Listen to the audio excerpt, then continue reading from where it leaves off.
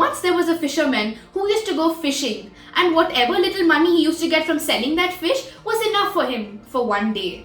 And whatever money he used to receive from fishing, a portion of that was kept in front of God, thanking God for keeping food on his plate every day. One day, when the fisherman went fishing, he caught a huge fish, and as he came out of the river, suddenly a thug that was a very huge man came and stood in front of him. That thug was so powerful that he couldn't speak much, so he just let go of the catch for that day. The fish was still alive and was struggling to get inside the water, and due to that struggle, he bit the thug's hand. But the thug was so huge that that small bite didn't seem to make a difference to him. After a few days, the thug saw that the wound on his hand had swollen and there was septic around his wound.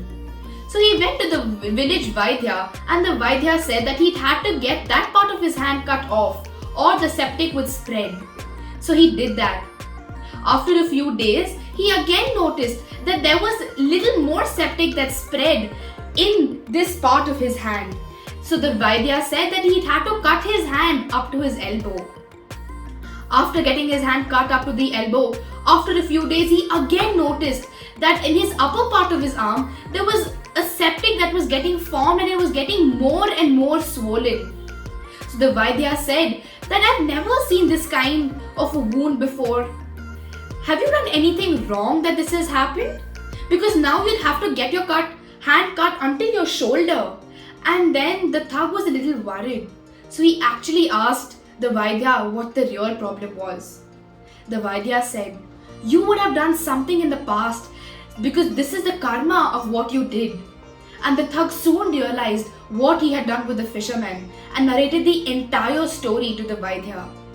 The vaidhya then said, please go to the fisherman and talk to him and apologize to him because what you did was absolutely wrong. And he did exactly that.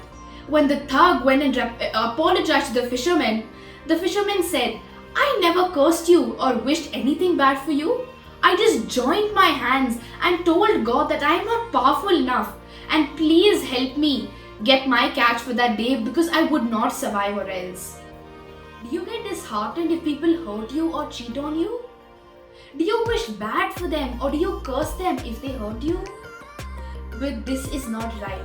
Cursing other people and wishing bad for them just because they hurt you isn't gonna make you feel any better.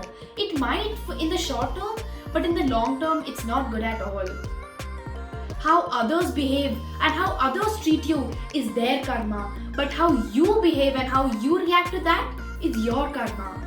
If you don't believe in karma, it doesn't change its effect of existence or its consequences on you. Just because you don't believe in the ocean does not mean it will prevent you from drowning, right? Karma is what you deserve, and what you deserve is your karma. Don't forget, karma is not a menu. You get served what you deserve, and karma never misses its address.